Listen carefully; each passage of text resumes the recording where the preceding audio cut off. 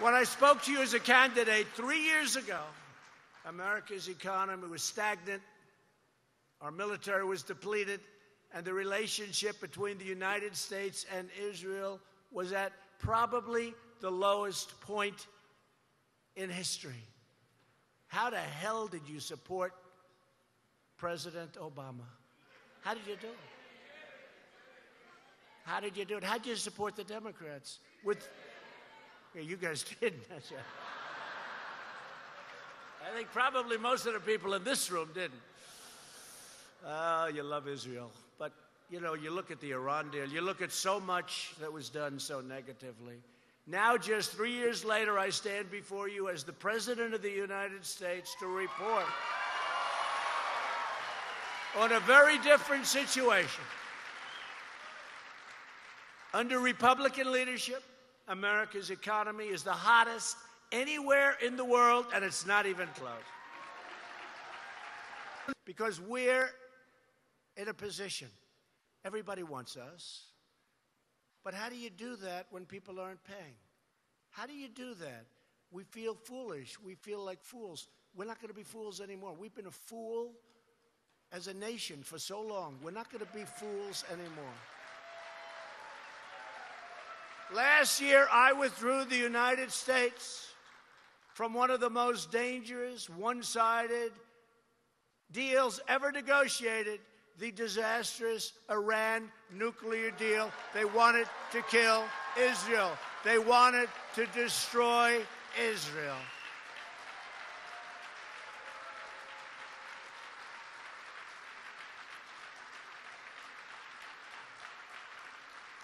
And maybe you could explain to the young man that just got taken out what it means when a country shouts as they're signing the deal, death to Israel. Maybe you could explain that to him.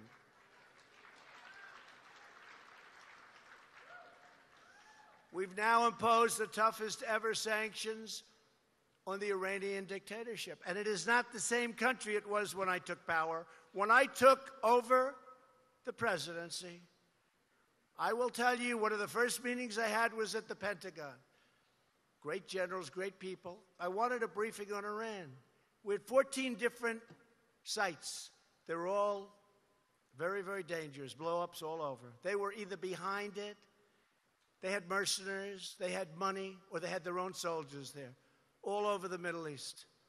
It's a whole different story today, folks. They have riots in the streets. They have very little money coming in. A lot of things have changed. North Korea, we're getting along with North Korea. Let's see how it works out. But we have a good relationship. Don't forget, I have a very good relationship with Kim Jong-un. When I first came in, they were setting rockets and nuclear explosions, and a lot of things were happening. Can't tell you what's going to happen. Had to walk from the one deal. Wasn't going to be a right deal, but we have a great relationship. We'll see what happens. I hope we're going to be able to do something. Maybe, maybe not, but I hope we're going to be able. Relationship is very important. You know that very well. We're confronting the deadly menace of radical Islamic terrorism. When I took office, just over 2 years ago, ISIS controlled more than 20,000 square miles in Iraq and Syria. I held up a map. It was so much red, red meaning them, all red, showing the different sites. Today, the ISIS caliphate has been 100% obliterated. 100%.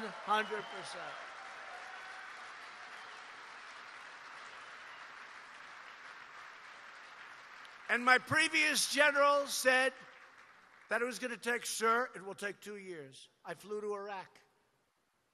I met a different group of generals. Sir, we can do it in 1 week. I said, you can take a little longer than that. They did it in a few weeks.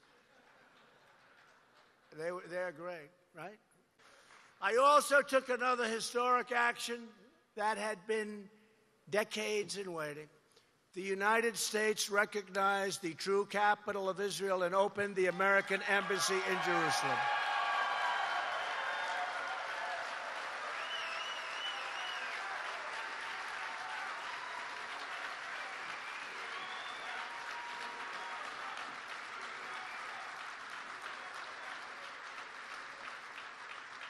Because unlike other presidents, I keep my promises.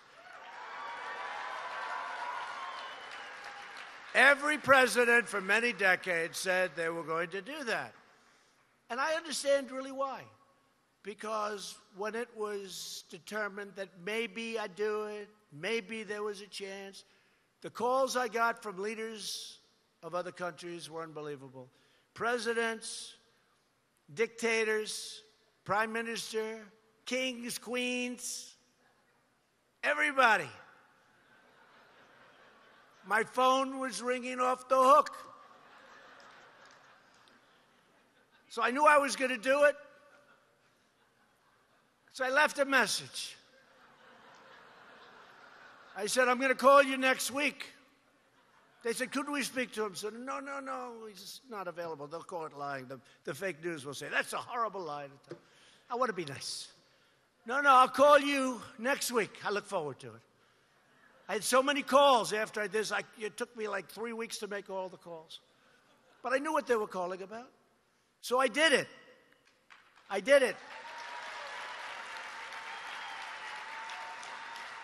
Then I started calling people back. King, how are you? How have you been? I called you last week. I said, what's up? Well, I wanted to talk to you about Israel and the embassy in Jerusalem. I said, look, I'm sorry, I wish I would have known. I did it yesterday. Right? It's much easier. But I now know why other presidents, I don't really hold it against them other than they didn't keep their promise, right? They didn't keep their promise, David. So that's the way it is. And we got you something that you wanted. I can tell you, Sheldon and Miriam, that is the most important thing I think that's ever happened in their life. They love Israel. Right? So, but I can now understand, because I always said, why wouldn't they do it? Why? Why are they doing it? Why wouldn't they just do it? They campaigned, we will this and that, Israel, Israel. Then you folks go out and vote for them, and then they don't do it, right? 4 years, 8 years, didn't matter. They won't do it. But you know what? They did it. We did a great job, and we feel great about it. But I stood with your prime minister at the White House to recognize Israeli sovereignty over the Golan Heights.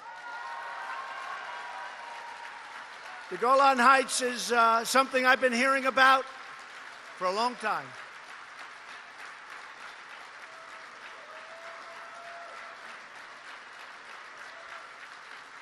The Golan Heights. So I was talking to Ambassador Friedman, and not about this. They've been trying to get that approved, as you know, for 52 years. They wanted recognition from the United States on the Golan Heights.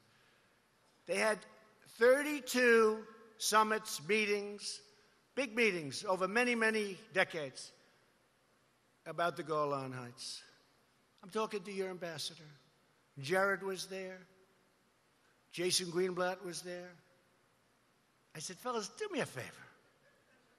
Give me a little history, quick. I want to go fast. I got a lot of things I'm working on. China, North Korea.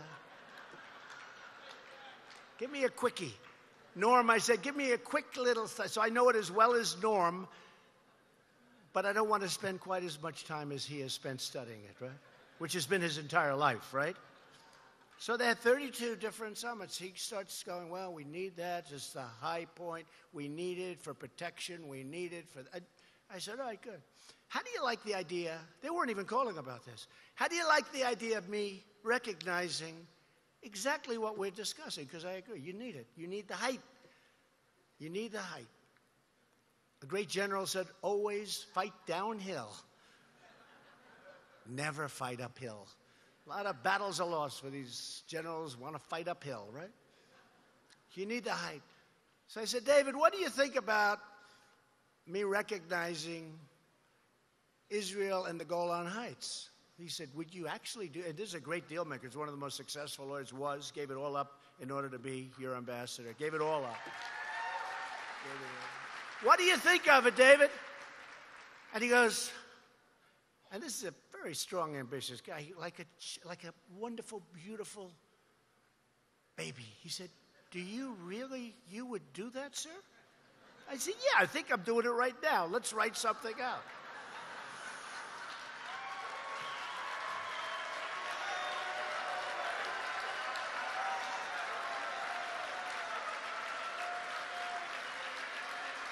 We make fast decisions, and we make good decisions. Look, I've made a lot of good decisions.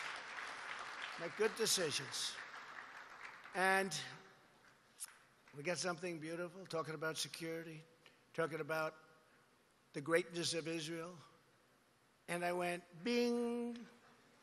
It was done. Then I watched.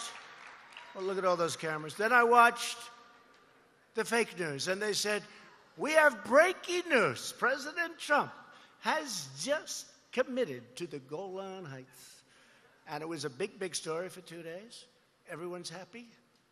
No repercussions. No, and there won't be. And we're there to protect Israel, so there won't be. We did the right thing. We did the right thing.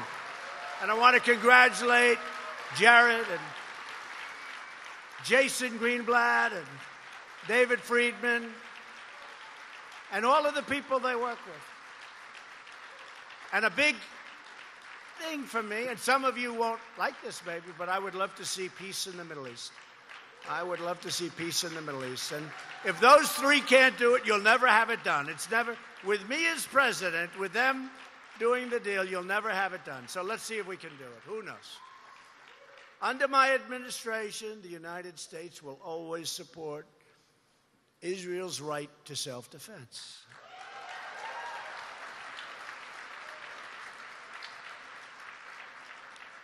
At the United Nations, we no longer tolerate any form of anti-American, anti-Israel, and anti-Semitic bias. We don't do it.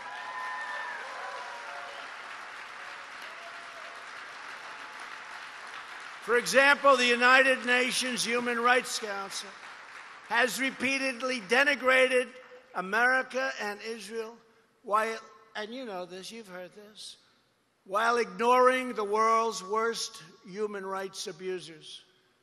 That's why I withdrew the United States from the UN Human Rights Council. And thank you to Nikki.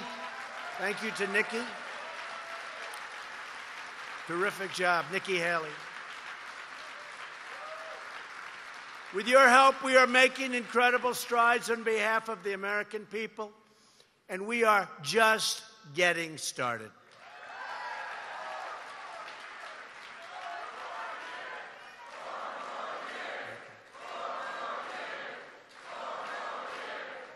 Thank you. Thank you very much. Thank you very much. And that guy that just said that, he used to hate me. Can you believe it? He used to hate me. Thank you very much. I appreciate it. Never before has a major political party been more outside the American mainstream than the Democrats of today. They have become the party of high taxes, open borders, late-term abortion, crime, witch hunts, and delusions. And now the Democrats have even allowed the terrible scourge of anti-Semitism to take root in their party and in their country. They have allowed that. They have allowed that.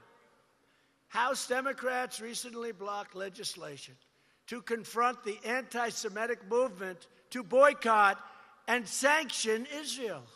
Nobody could believe it, right? Nobody. You couldn't believe it. Republicans believe that we must never ignore the vile poison of anti-Semitism. We do, all of us. By the way, one of the people, and then that was confirmed by somebody else today on the other side, Democrats, were saying that they would reinstate